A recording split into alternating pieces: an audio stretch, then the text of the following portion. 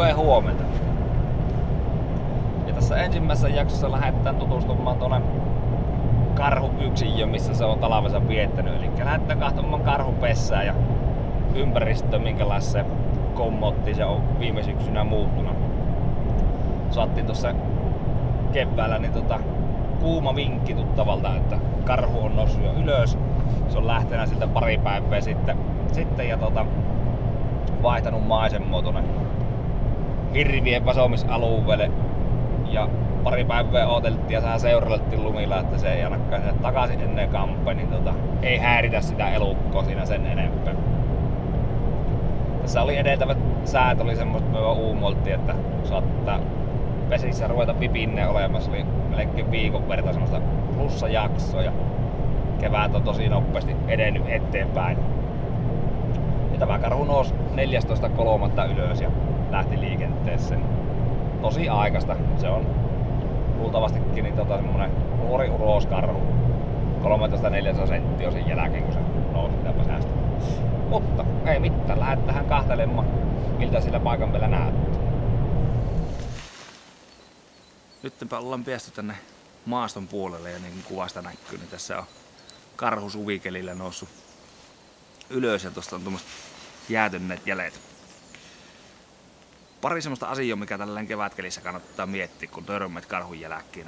Ja jos haluat lähteä niitä seuraamaan, niin jos niissä on vähän niin paskoa niissä jäljissä, niin voisi ajatella, että siinä se lähellä on se pesäkkiin. Ja hyvä olisi semmonen itselle varmistus tehdä, että käyt motiittamassa niin sanotusti pyörät rinkki se alueen, missä epäät se pesä on. Ja jos näet siitä, että se elukka on poistunut sieltä, niin sittenhän sinne on turvallista mennä. Mutta niin karhulla on semmoinen tapa, että kun se herevää talvipesästä, niin se ei pientä pakko lähde sitä heti kulkemaan. Se saattaa vaikka parikin viikkoa pyöriä siinä pesän ympärillä ja tehdä siihen viereen niitä korjuupesiä. Ja kun ne yleensä aina on tämmöisessä taimikossa ja sillä ei keväällä herättyä heti on ne hoksottimet ihan kunnossa, niin sit siinä voi vahingossa käydä semmonen epätoivottu tilanne, että joudut sen nallen kanssa vastakkain. No yleensähän se aina karhu väistää, mutta kun se on villiellä, niin koskaan et voi varmaksi tietää. Me tehtiin tässä sillä, että me 3 päivää sitten kuultiin, että karhu on noussut ylös, niin me käytiin tämän alueen motiittamassa ja nähtiin, että se on vaihtanut jo maisemaa. Ja siitä jo pääteltiin, että se on varmaan useamman päivän ollut herreillä ja sitten ajateltiin, että tänne on turvallista tulla. Ja muutenhan se tosiaan, vaikka niin kun aina väistää ihmistä, niin tämmöisenä huonolumisena talvena, niin kuin nyt täällä tänä vuonna on ollut Pohjois-Karjalassa, niin sitä unen laadusta ei kauheata tietoa ole. Jos se ei talvella ole kunnolla saanut nukuttua, niin se on vähän semmoisessa stressitilassa herättyvää. Ja silloin kun se on stressaantunut se elukka, niin sitäpä ei oikein voi arvata, että mitä se sitten tekee, jos sen kanssa napit vastakkain joutuu. Niin siitä nähdään on hyvä olla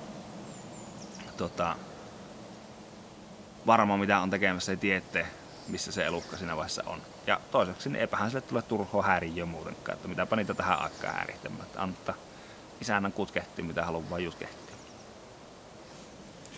Tässä näkyy hyvin, kun se on tuolta muapesästä karhu noussut ja turkki on ollut paskassa, niin se on tässä ihmetellyt kevään merkkiä ja vähän puhistanut turkkia, pyöriskellyt hangessa ja hangannut itse tuohon koipunkkiin. Niin nämä on just niitä merkkiä, että silloin tiedät varmaan aika lähellä sitä karhun pesseä. Ja kannattaa miettiä, että onko järkevää sitten jatkoa, jos et tiedä, että onko se elukka siellä vai eikö se ole. Ja tässä on sitten karhulle hyvinkin tyypillinen tämmönen korjuupesä, minkä se tekee.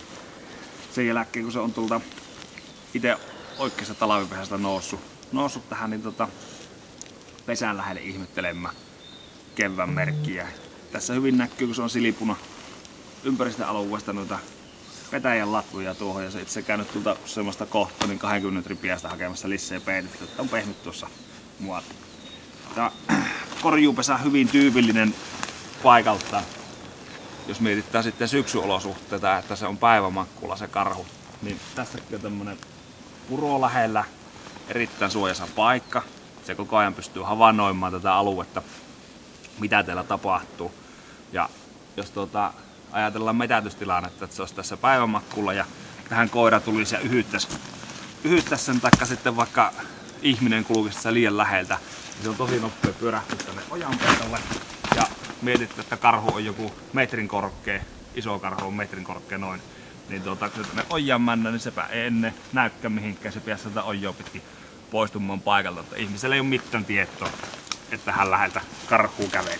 Ja tämmöisiä kohtaamisia on varmasti paljon, mutta niin meille niistä ei tietoa tullut, kun me ikinä sitä karhua nähty siinä. No, sitten jos tähän kevään aiheeseen palataan, niin varsinkin jos tämmöiseen paikkaan törmät, niin voit olla ihan varma, että siinä se karhun pesä, itse oikea talvipesä on aika lähellä. Ja niin kuin tässäkin tästä on, olisiko tästä 15 metriä, niin tuossa ojapenkassa on sitten se ihan virallinen talvipesä. Jännä jutkehti ja se on, kun se ei voi perssellään tuohon pelkkään hankkeen istua, se pitää tuo vaippa tehdä alle että aika hauska pörriäinen se kaiken kaikkiaan muuten on. Ja tässä on sitten se karhun virallinen talvipesä, missä se on talven yli paakutellut. Ja tämä voisi sanoa, että tämä on ehkä tyypillisen karhunpesä, minkälaisen se tekee, eli tämmönen varsinkin täällä Pohjois-Karjalassa, eli tiheä tämmönen ojalinja, missä on aliskasvillisuutta kasvanut tosi paljon. Ja sitten tämmönen pikkunen penkka, mihin se on helposti multamuahan niin saanut pesänsä kaivettu. Ja sikäli tämä on tyypillinen, että tämä paikka on hyvin suojasa. Tästä on syksylläkin saanut kulkea niin monta kertaa hirvimme täällä ohi ja ei varmasti kukaan ole häntä huomannut tiellä. Ja sen lisäksi sitten niin on pikkusen tommonen niinku normaali maapinta korkeammalle kaivettu, eli se on pysynyt kuivana koko talven yli. Että jos puhutaan, että se karhu noussut sen takia kun perse kastuu, niin se kyllä saattaa olla vähän semmoista legendaa, mikä ei pidä paikkaansa. Tässä veikkaisin, että minkä takia tämä karhu on nyt noussut ylös, niin tuolta paistaa terhakka kevät aurinko ja se on sulastanut tästä sun pesän toisen puolen. Ja olisiko se sieltä lähtenyt sitten karhun biologinen herätyskello sitä herättelemään. Se on tähän noussut pesän viereen jutkehtimaan ja se on tässäkin varmaan yli viikon ollut, varmaan puolitoista pyörinyt ja miettinyt, että jokohan tuossa sopiva aika lähteä liikenteessä. Nyt oli pari päivää suojakeliä ja tuli tämmöiset teräshanget tänne, niin sehän se tyypillisen aika on, kun ne lähtee liikenteessä ja ehtimään sitten ravintoon muutenkin. Tässä oli niin parin metrin päästä tuolta löytyi paskatappi, tai pihkatappi, minkä se oli puottanut poikkeen ja sitten vaihtanut maisemaa. Ja tutkittaapa pikkusen tää pesse, että minkälaisen systeemi se on talveksi tehnyt itselle, että käydään tuolla sisällä pikkusen kurkkaamassa, miltä siellä näyttää. Se suuaukko tässä pesässä näyttää olevan semmonen 54 senttiä leveä ja saman verran korkea, mistä se on tuonne mahtuna menemään. Ja katsotaan, kun työllistä perälle asti.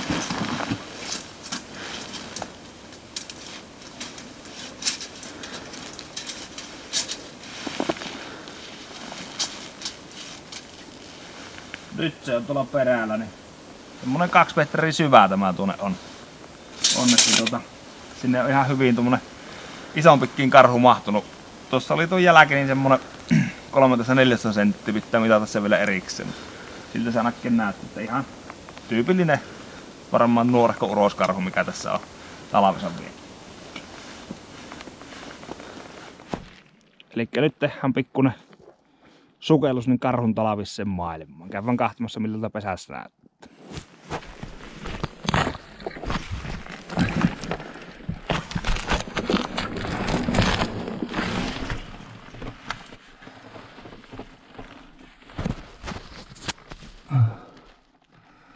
Tämän näköinenhän tämä on teiltä sisäpuolelta, mutta tähän ei ole näkyy jaksana kannattaa noita karikkeita pehmikkistä. On pelkästään tommonen multa alusta tuossa, mutta niin kuin näkyy, niin ihan täysin kuiva tämä teiltä on. On teiltä sisältäkin, että ei se niinku se veden takia ole teiltä minnekään joutunut lähtemään. Vaan sitä veikkaa, että sitten kun se viimeisen kerran tänne männään syksyllä, niin kyllä se perhana varmaan perruuttamalla on pakko tänne mennä, kun ainakaan meikäläinen ei metri 180, niin mahu kyllä tuolla kiääntymään, että kai se pakilla sinne männään sitten. Vettää luukun perässään kiinni. En tiedä. Jännä on asumus.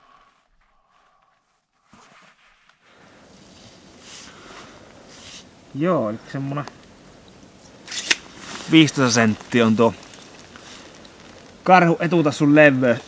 Sehän mitattaa niinku tästä nimenomaan etutassosta, aina kun joskus kuuluu tuolla 28 senttisiä ja muita karhuja ollut, niin semmosia on vielä syntynytkään Suomessa, että ne on varmaan vaan väärin mitattu, mutta niin 15 senttiä on tuo tassu, niin sitä voisi päätellä, että semmoinen aikainen uroskarhu on talvensa viettänyt tässä pesässä. Ja ajankohta tietysti on hyvin sopiva tuommoiselle yksinäiselle poikamiehelle nousta jo ylös, että pentuporukat ja muut, niin nehän nousee paljon myöhemmin tuolla toukokuun puolella, kun ei lunta ennen ole. Tähän aikaan, nyt on maaliskuun 17. päivä, niin tähän aikaan ne pennut vielä niin pieniä, että niin ei ne pärjäskään täällä. Se on ihan hyvä, että nukkut pidemmän aikaa ja sitten sulankeliin lämpimien tullen niin lähtee tuosta liikenteessä. Tämä karhu se lähtee sitä jutkehtimaan, niin se luultavasti kävelee tuonne, missä on hirvien vasomisalueita ja sieltä napsaa tänne hirven nuri, kun oikea aika koettaa.